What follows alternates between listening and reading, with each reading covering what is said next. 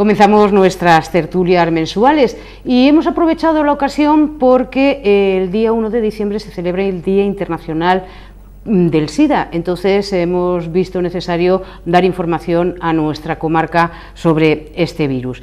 Y para ello pues tenemos a Vicente Herbás como enfermero. Muy buenas, Vicente. Buenas noches. Tenemos a Amparo Pérez, matrona. Muy buenas, María Amparo. Hola, buenas noches. Y a Juan Rivera, médico de familia. Muy buenas, Juan. Y a mí, en primer lugar, pues me gustaría que nos explicarais un poquito qué es el SIDA. Juan.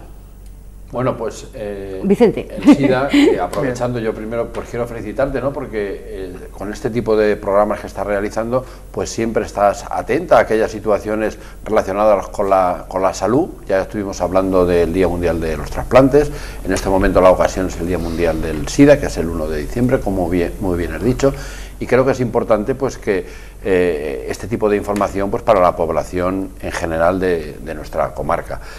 En cuanto a lo que significa la sigla SIDA, que claro, uno oye hablar del SIDA y dice, pero bueno, eso tiene realmente un significado, ¿no? Y decir que cada una de las letras pues tiene un significado, y en primer lugar la S pues significa que es un síndrome, es decir, un conjunto de síntomas. La I habla de la inmunidad, es decir, que afecta al sistema, que está afectado el sistema inmunitario de nuestro organismo, es decir, el sistema de defensa, las defensas del organismo, es el sistema inmunitario. La deficiencia, pues que actúa este virus provocando una disminución, un déficit en ese sistema inmunitario, en el sistema de defensa. Y adquirida quiere decir que no es adquirido en el momento del nacimiento, sino que se adquiere después. Yo, a modo de introducción, pues creo que es un tema muy importante, que quede claro que lo que se ve afectado es la defensa del propio organismo. Cualquier infección produce una reacción del organismo en defenderse, en este caso también, y luego veremos que en este caso es más complejo o diferente que en otro tipo de infecciones, que además si conseguimos diagnosticar precozmente esta situación de una persona infectada, va a permitir que su calidad de vida sea mejor, que el tratamiento, aunque no curativo, sea más efectivo, pero sobre todo un tema muy importante que va a permitir la detección precoz, que va a ser evitar que esa persona infectada pueda infectar a otras personas. Por lo tanto, yo pienso que es un tema muy importante en el cual la información y la divulgación es fundamental. A mí me gustaría, Juan, que nos hablaras un poquito, porque mucha gente está confundida, ser seropositivo y tener el virus, el VIH, ¿es lo mismo? ¿Te referirás a tener SIDA? Sí. Y ser seropositivo. SIDA es ser seropositivo, seropositivo no es SIDA. Es decir, esto viene ya desde al principio de cuando se inició esta enfermedad, de ahí que viene la palabra síndrome, porque no se sabía la causa. Al no saber la causa, había una enfermedad, se le llamaba síndrome, pero era un conjunto de síntomas. En aquella época, todo aquel que cogía el virus moría, cogía SIDA. Actualmente no. Actualmente los tratamientos y la prevención ha evolucionado mucho, y el ser seropositivo no es sinónimo ya de enfermedad. La enfermedad es el SIDA, seropositivo es llevar el virus. No son dos cosas iguales. Digamos que la parte final de ser seropositivo es tener SIDA. Hoy en día, gracias a los tratamientos actuales, hemos hecho que el ser seropositivo se convierta como una enfermedad crónica. Entonces, ser seropositivo, puedes vivir toda la vida siendo seropositivo y no tener SIDA. A mí me gustaría también saber cuál es la situación actual de la epidemia. ¿Me contestas tú, Vicente? Bueno, pues la situación actual de la epidemia desde el año 1984, que es cuando esta epidemia empieza a estudiarse, evidentemente, probablemente existiese anteriormente, es decir, como ha dicho Juan, un conjunto de síntomas que es un síndrome, porque no se sabía el origen ni el virus específico que estaba provocando esa situación en ciertos pacientes, y por lo tanto no se podía etiquetar de qué estábamos hablando en concreto. Entonces, los registros que existen en las Direcciones Generales de Salud Pública, bueno, desde el año 84 hasta el año 2011, que es donde tenemos los registros, pues hay una curva que va ascendiendo, llega un pico en los años 94, 95 y ahí va declinando. Y ciertamente en el año 94, 93, 94, 95 sí que se asocia directamente esa evolución del SIDA también con el consumo de drogas por vía parenteral, y eso fue un pico muy alto que, como luego en medidas de prevención que hablará María Amparo, pues observaremos que el compartir las jeringuillas, de administrarse las drogas, fue lo que provocó que ese pico fuese. La enfermedad afecta en mayor parte al hombre que a la mujer, estamos hablando de un 78% de hombres frente a un 32% de mujeres. En este momento, pues afortunadamente, aunque sí que hay muchos seropositivos, sí que es verdad que la esperanza de vida pues ha mejorado mucho con los tratamientos. Por eso es importante matizar e insistir lo que ha comentado Juan. Un seropositivo no quiere decir que tenga la enfermedad. La enfermedad lleva asociada otra serie de complicaciones. En estos momentos sí que es cierto que un sector de la población joven pues parece que no le está dando importancia a esta enfermedad, porque ya parece que se ha superado. Esto empezó con un impacto mediático de todos los medios de comunicación muy importante, porque es una pandemia que afecta a todo el mundo. Tuvo una incidencia muy importante al principio, pero parece que ahora se ha relajado un poco, ¿no? Entonces, desde las distintas administraciones, principalmente en nuestro caso la autonómica, sí que se llevan a cabo actuaciones preventivas. Por lo tanto, no hay que bajar la guardia. Yo creo que en el programa de hoy se va a facilitar ese tipo de información que hay que tener en cuenta para que no tengamos otro pico de contagios. Y en este momento, por lo que se puede decir es que se está estabilizando. Es decir, que en la Comunidad Valenciana en el año 2011 se diagnosticaron 213 casos de SIDA, si lo comparamos con el 94, que fueron 600. Por lo tanto, quiere decir que sí que hay, que aparte de la estabilidad, ha habido un descenso de casos, y eso ha sido motivado, yo creo, por la acción de las medidas preventivas, la concienciación. Por eso hemos de seguir insistiendo en la concienciación para que no tengamos otro pico, otro rebrote de la enfermedad. La gente que nos está viendo desde casa se preguntará que cómo actúa el virus de la inmunodeficiencia, Juan. Bueno, todos los virus tienen, digamos, unas células diana.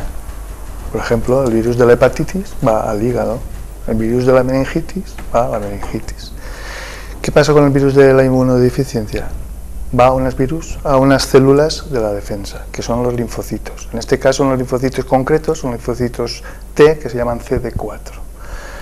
¿Cómo actúa? Pues tiene unos receptores de membrana que se juntan, la invaden, utiliza sus mecanismos de producción para él reproducirse. Podríamos decir que el virus es un parásito de la célula, porque realmente aquí deberíamos también distinguir lo que es un virus de una bacteria y un protozoo.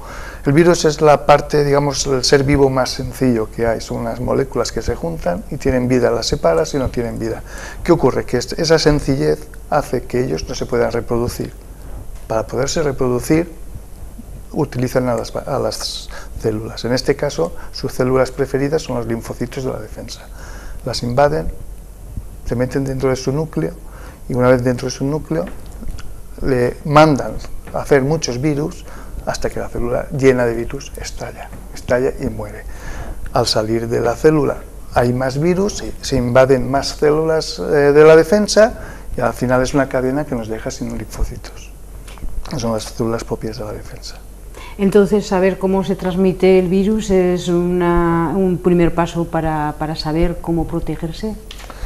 Sí, por supuesto, saber cómo lo más importante en la prevención es la información y la comprensión de esa información. En este caso, lo más importante es esa información, sabiendo que todos los líquidos, digamos, propios del cuerpo, todas las secreciones y demás, pueden transmitir el virus. De hecho, el virus está universalmente distribuido en todo el organismo. Incluso hay unas partes que son santuarios donde el tratamiento no llega, de ahí que el tratamiento sea por vida. Te tenemos muy callada, Amparo. A mí me gustaría que me dijeras cómo se transmite el virus. Bueno, pues la transmisión del virus es muy sencilla.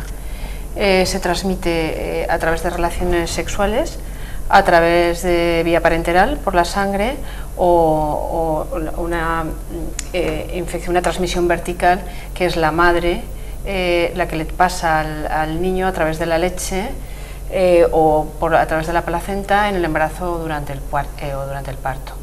¿Y cuáles son las medidas preventivas ante esta situación? A ver, vamos a empezar a hablar. Para la transmisión sexual, para la vía de transmisión es tan sencillo como utilizar el preservativo. El preservativo es un método sencillo, fácil de manejar, barato, cómodo, y que evita muchos problemas, tanto para la infección del VIH como para cualquier infección de transmisión sexual. Por lo tanto, para la vía sexual, lo único en estos momentos que previene el contacto con el SIDA es el preservativo. Puede ser para la mujer o para el hombre, pero el preservativo, para los dos. A través de la vía parenteral, ¿cómo podemos prevenirlo? Pues evitando la gran epidemia que hubo en los años 80 con la drogodependencia. Evitar compartir jeringuillas y agujas, incluso los mismos recipientes donde la heroína o la cocaína se mezcla, porque siempre pueden haber restos de sangre, por lo tanto eso se tiene que evitar.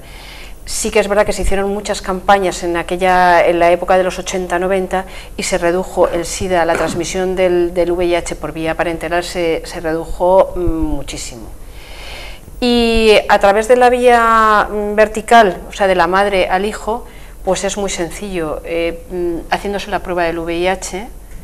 Claro, una vez hemos llegado ya al embarazo, sistemáticamente toda mujer embarazada se le pide las pruebas, con otras analíticas se pide siempre la prueba del VIH. Entonces, si tenemos un diagnóstico precoz al inicio del embarazo, el tratamiento es mucho, empezamos antes con el tratamiento y hay mucho menos riesgo de que el niño pueda contagiarse con el virus. ¿Crees que es una equivocación? Porque muchas personas se creen que al tener una pareja estable no hace falta usar preservativos. ¿Crees que puede ser un error para esas personas porque a lo mejor ya tienen el virus dentro? Vamos a ver, es una de las indicaciones cuando hablamos de quién se hace las pruebas del VIH.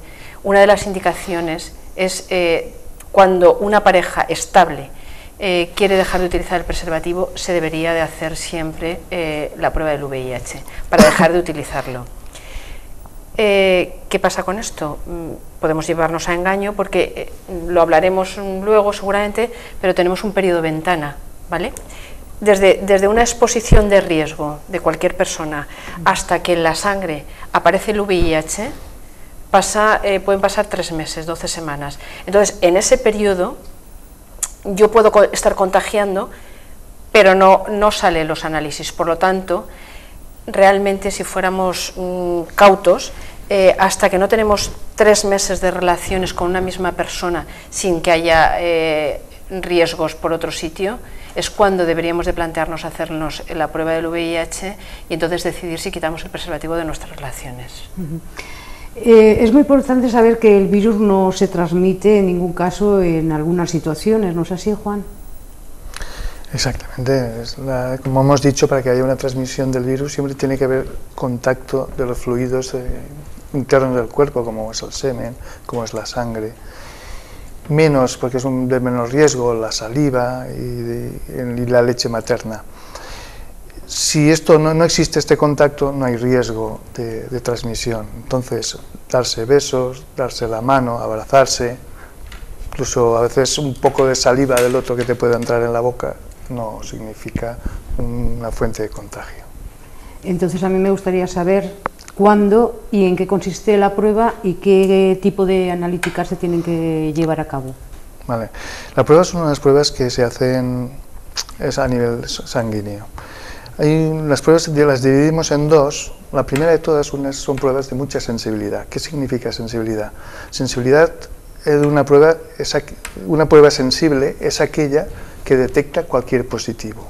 O sea que lo que queremos es que cuando le hagamos la prueba al paciente o a la persona que lo solicita, si hay una mínima posibilidad de que esté contagiado, que no salga. Entonces estas pruebas se llaman de alta sensibilidad o sensibles. Tienen un defecto. El defecto de que dan falsos positivos. O sea, tanta sensibilidad más falsos positivos. Para esto, en aquellos que se llama la primera prueba que con alta sensibilidad se llama ELISA, es la primera que se hace, y si esta no sale positiva, dada esa dificultad o ese problema que tiene de tantos falsos positivos, pasamos a una segunda prueba donde tiene más especificidad, que quiere decir que si sale positivo, con más certeza ya es positivo. Estas segundas pruebas, una es la más famosa, que lleva desde los años 96 más o menos, es la Western Blot Luego han salido otras ya más, que no las superan, porque también se realizan, que son de inmunofluorescencia directa, y otras que son enzimáticas. Y recientemente ya han salido las pruebas de cuarta generación, que son las pruebas rápidas que se hacen a nivel de boca y con saliva, que estas pruebas que utilizan otro tipo de antígeno, porque lo que detecta las pruebas siempre son anticuerpos, y estas pruebas lo que hacen es detectar un antígeno del virus, que es una parte del virus, una proteína del virus. Estas pruebas tienen más falsos positivos. Si sale positivo una prueba de estas casera, que a veces se venden incluso en internet, hay que hacer luego ir al médico y que te haga la prueba real, la buena. Volver a la ELISA, y la ELISA, después sale positivo, volver a ir a hacerte una segunda prueba de confirmación. Y por último, no lo ha comentado Amparo, en la transmisión vertical, los niños, hay un problema. Las madres que padecen seropositivas o con SIDA, normalmente seropositivas, transmiten los anticuerpos al hijo. Entonces, si le hacemos una de estas pruebas que detecta el anticuerpos al recién nacido, nos va a salir positivo, pero no sabemos si tiene virus. Esa es.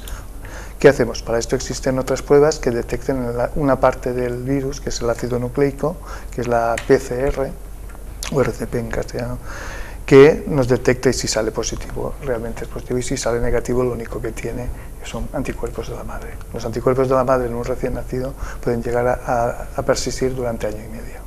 Existen también campañas para realizar estos tipos de pruebas, ¿no? Nosotros los médicos lo que fomentamos siempre, bueno, aparte que haya campañas institucionales, que eso lo puede comentar mejor Vicente, siempre fomentamos que ante cualquier conducta de riesgo, hacerse la prueba con el tiempo, como ha dicho Amparo, con el tiempo prudencial del periodo de incertidumbre o periodo de ventana que existe. Porque el virus del VIH es un virus de la familia o del género de los lentivirus. Es un virus lento, que tiene un periodo de incubación largo. Y hasta que da la cara bien inmunológicamente con anticuerpos o detectando partículas, pasan por lo menos esos 3 meses.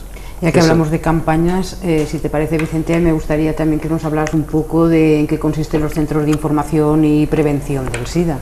Bueno, pues efectivamente los centros de información y prevención del SIDA, los CIPS, pues se crean a raíz de la importancia que tiene esta epidemia. Este año precisamente se cumple, cuando celebremos el día 1, el Día Mundial del SIDA, se cumplen 25 años de su creación en nuestra comunidad. Estos centros, pues lo que trataron, uno en cada provincia, en Valencia, Castellón y Alicante, fue de canalizar toda la información, y a la vez de toda la información, pues la realización y los consejos individualizados a aquellas personas que con sospecha de estar infectados, pues bueno, esta enfermedad hay que decir que en la primera época pues creaba un estigma en esa persona, ¿no? Pues un poco como de rechazo. Entonces estos centros lo que te garantizaban era una confidencialidad muy importante, donde tú podías acudir a título individual sin pasar por tu médico de familia, y allí eras atendido. Entonces tú contabas allí tu historia de lo que habías o lo que tú pensabas que podías haber tenido una práctica de riesgo, y ellos allí, con personal especializado, evidentemente, con médicos, psicólogos y enfermeros, pues le marcaban la pauta que tenían que llevar a cabo, ¿no? Pues si había que hacer el test analítico del ELISA, si luego le salía positivo se tenía que tomar tratamiento. Entonces yo creo que esos centros fueron muy importantes en el inicio de la enfermedad, y realmente, pues bueno, que han cumplido 25 años, pues yo creo que también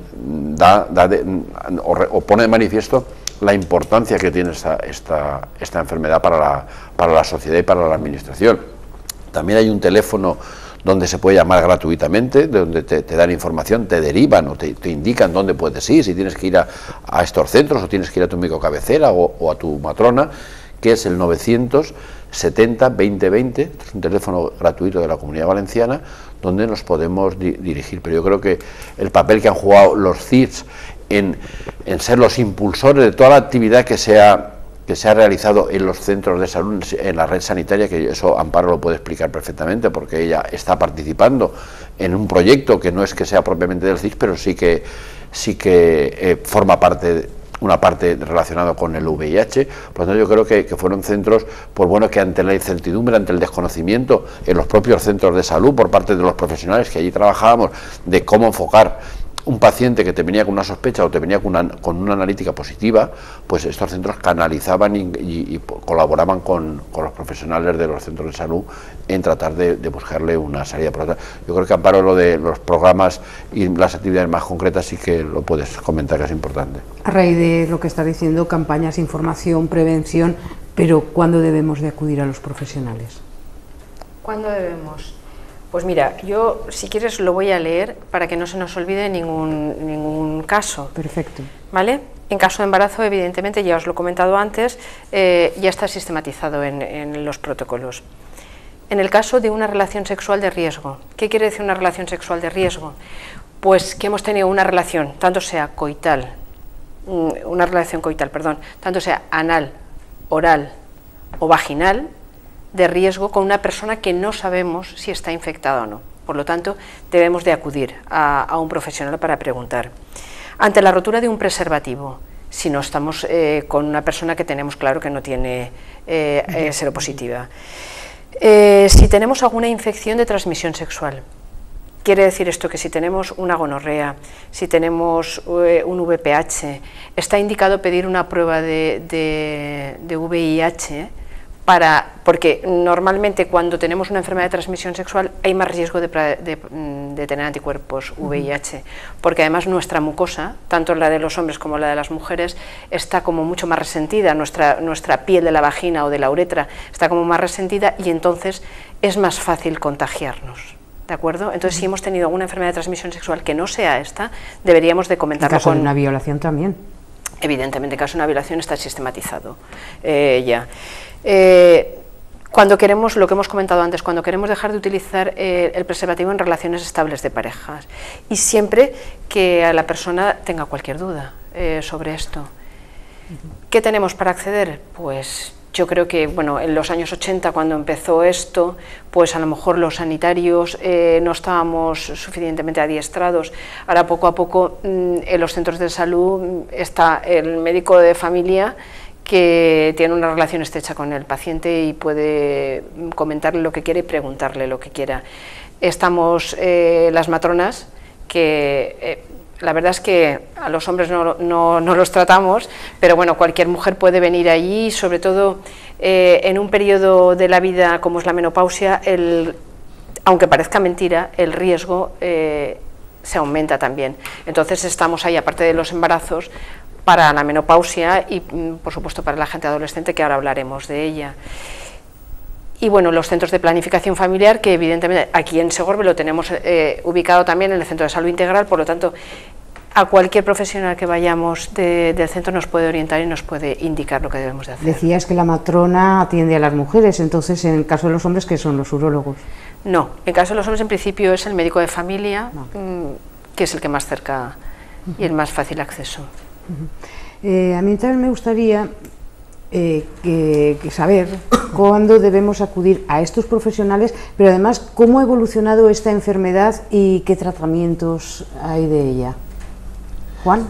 Sí, el gran avance en el VIH y en el SIDA ha sido los controles evolutivos asociados a los nuevos tratamientos. De hecho, como he dicho al principio, era una enfermedad que tenerla suponía la muerte y actualmente es una enfermedad que, siguiendo los consejos de tu médico, vas a vivir lo mismo o prácticamente igual que una persona no infectada. ¿Cómo ha evolucionado la enfermedad? Perdón, la pregunta era...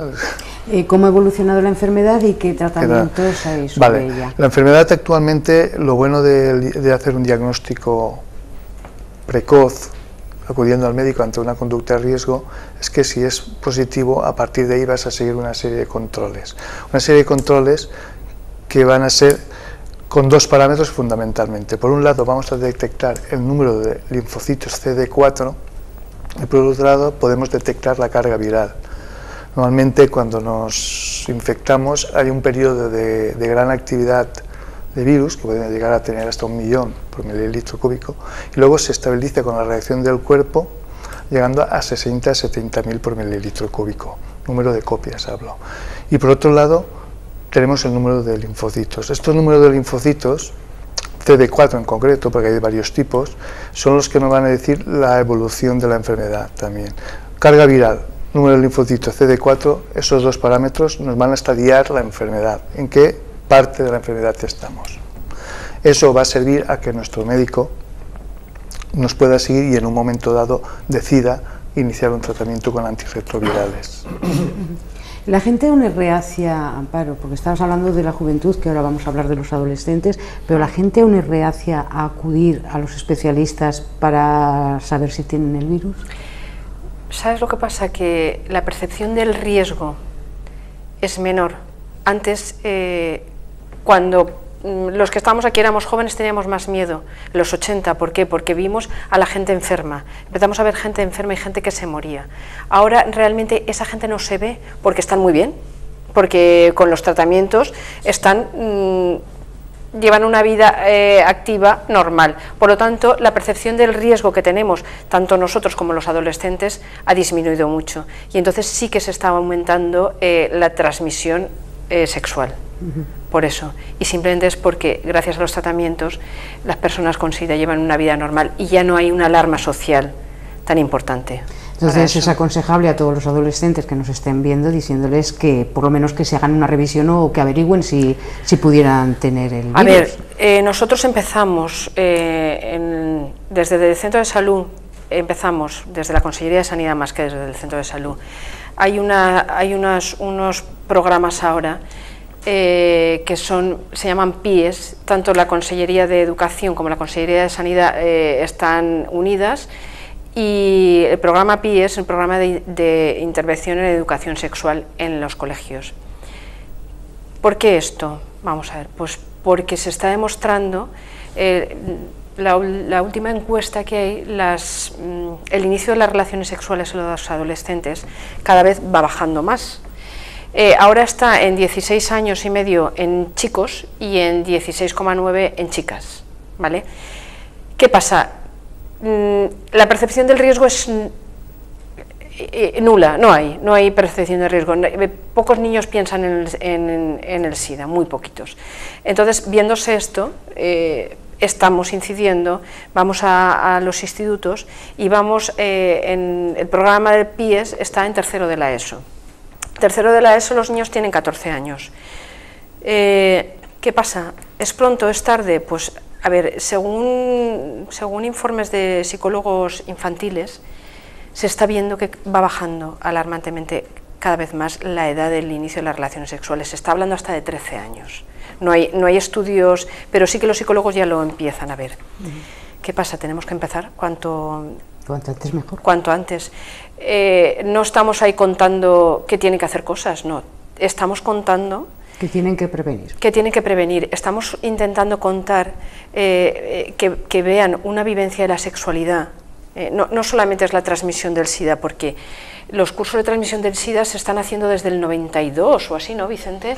O sea que realmente para hablar del SIDA, solamente todos los años, desde el 92, estamos incidiendo y vamos a los colegios a hablar del SIDA. Pero aparte de hablar del SIDA, lo que estamos haciendo ahora lo hemos ampliado más. Entonces estamos hablando de la sexualidad, de intentar que los jóvenes viven la sexualidad de una forma natural, que vean el riesgo que tenemos y que con arreglo al riesgo, que ellos decidan lo que tienen que hacer. No prohibimos ni prohibimos ni nos esforzamos porque hagan cosas, sino simplemente que vean lo que es. Estamos en una sociedad muy sexuada y cada vez más hay más problemas de estos. ¿Por qué? Pues porque en las edades tan jóvenes que se inician, ¿qué pasa? Que tienen la iniciación a las relaciones sexuales es pronto, pero ellos no están maduros. Por lo tanto, tenemos que empezar desde abajo para explicarles, para que vean el riesgo y para que valoren y luego ellos decidan desde una madurez. Entonces, son sesiones que damos, son talleres muy interactivos entre ellos, jugamos con ellos.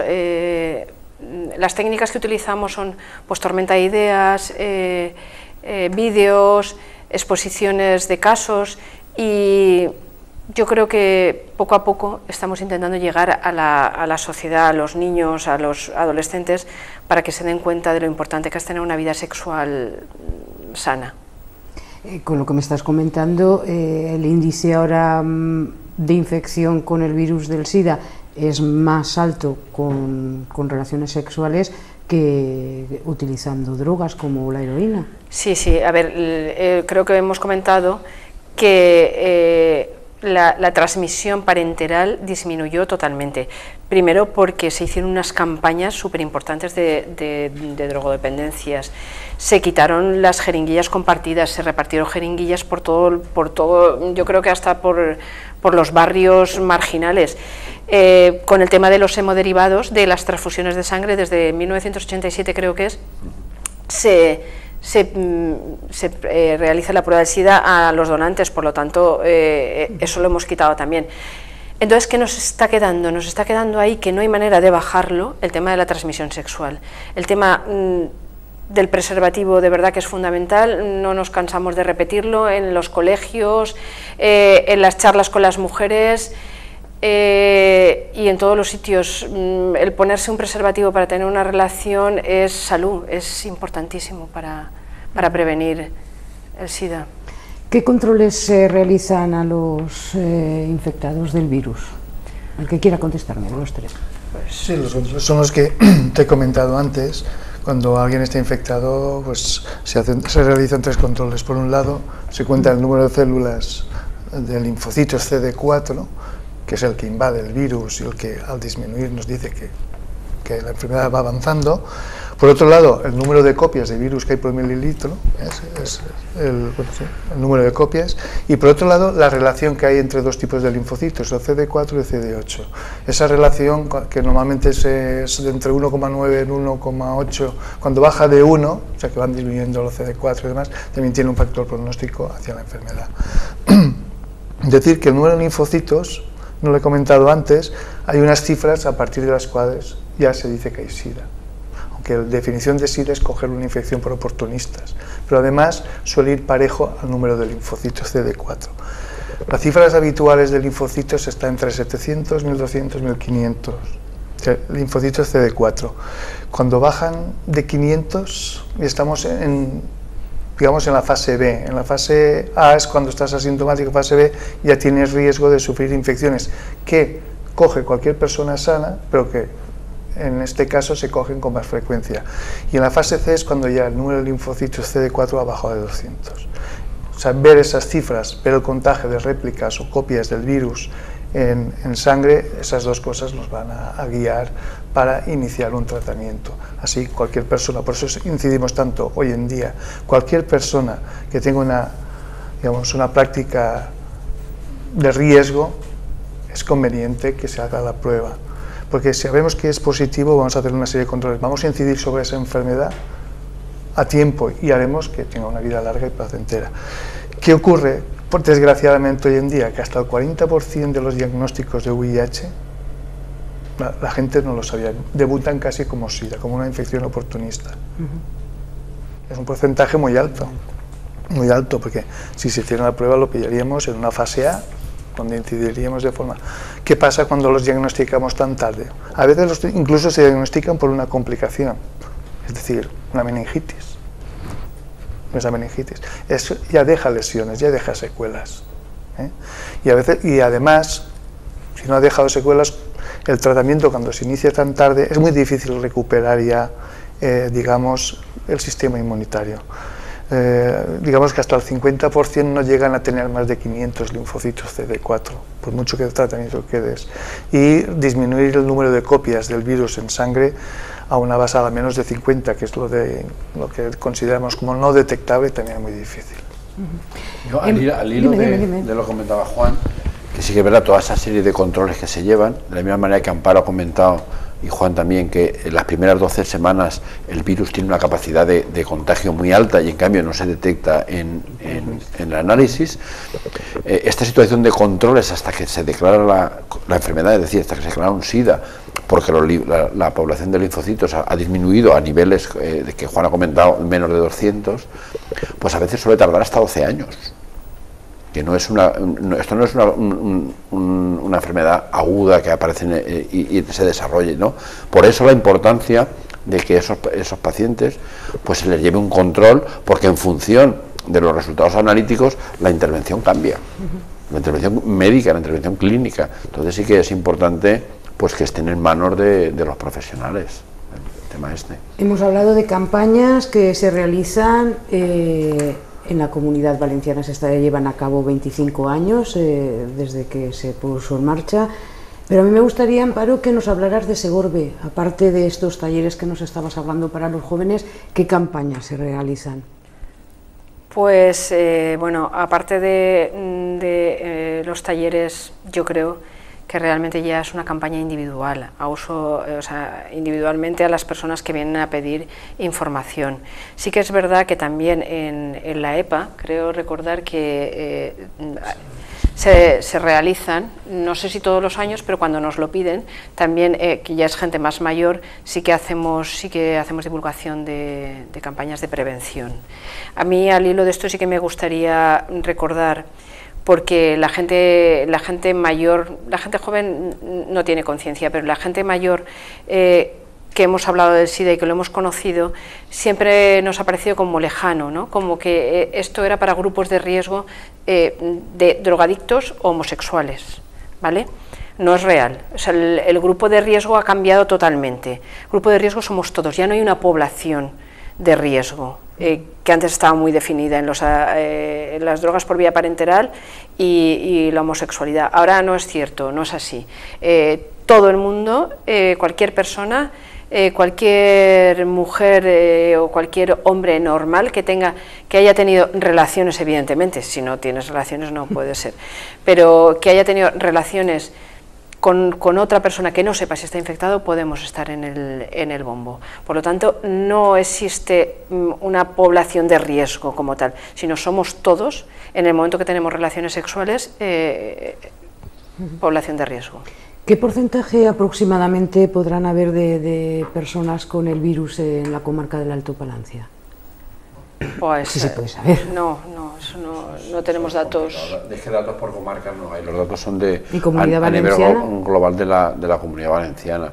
Pues a nivel global de la Comunidad Valenciana, en el último informe, que es de 31 de marzo de 2012, que corresponde de 2012, que corresponde al 2011, a todo 2011, se detectaron 212 nuevos casos, de los cuales, que quiere decir 45 casos y medio por millón de habitantes. Somos aproximadamente 5 millones, y que evidentemente se sigue demostrando que en la población masculina afecta más que a la femenina. Bueno, pues en eso estamos aventajadas. Y ya por último, a mí me gustaría hablar también de la vacuna, porque se habla mucho sobre ella, que si es efectiva, que si no es efectiva. ¿Qué me podéis decir al respecto? Ese es el gran tema, la vacuna, que estamos desde los años 80, finales de los 80, hablando de ella. La verdad es que la vacuna, entendiéndola como una vacuna clásica, no se puede trasladar al virus al VIH. No, porque la vacuna clásica de siempre es aquella que hemos cogido un germen, la viruela, que desapareció, cogíamos una parte de él y con eso hacíamos unos anticuerpos, o sea, un antígeno que no atacaba y nos defendía a nosotros, nos creaba una memoria inmunológica para los virus, las bacterias de verdad que venían. ¿Qué pasa con el virus del VIH? Que tiene una gran variabilidad. Hoy es así, mañana cambia, casi como la gripe. Tiene gran número de mutaciones. Entonces, todas las líneas de investigación que existen están fracasando. Actualmente, lo último que se sabe es que hay unas 10 líneas de investigación que van por buen camino, que nos van a sacar distintas vacunas, pero que estas vacunas no van a ser como la clásica, van a ser vacunas que nos van a proteger parcialmente y que se van a utilizar junto con el tratamiento antirretroviral. Entonces, digamos que serán vacunas de apoyo, vacunas terapéuticas, pero no vacunas curativas como hasta ahora conocíamos, como el sarampión. Entonces es un alivio la vacuna. Hoy por hoy sí, ojalá no salga otra línea, pero hoy por hoy es un apoyo más, que hará pues que inmunológicamente nos defendamos mejor frente al virus, pero no será una vacuna total que todos queremos.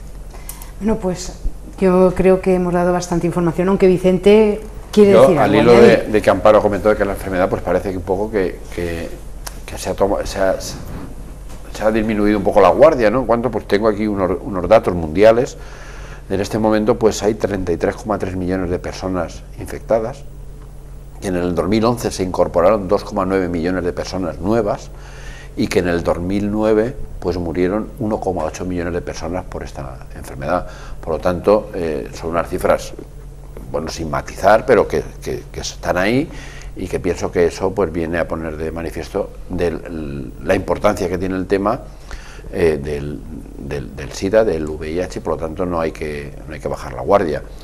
Y sí que, a modo de terminar, pues, lo voy a leer: nada se contagia más que el miedo, nada es tan eficaz como la información, la reflexión y la implicación de todos en lograr un final feliz. En este caso, para ello, se necesita la implicación de toda la sociedad. Yo creo que en esa línea estamos.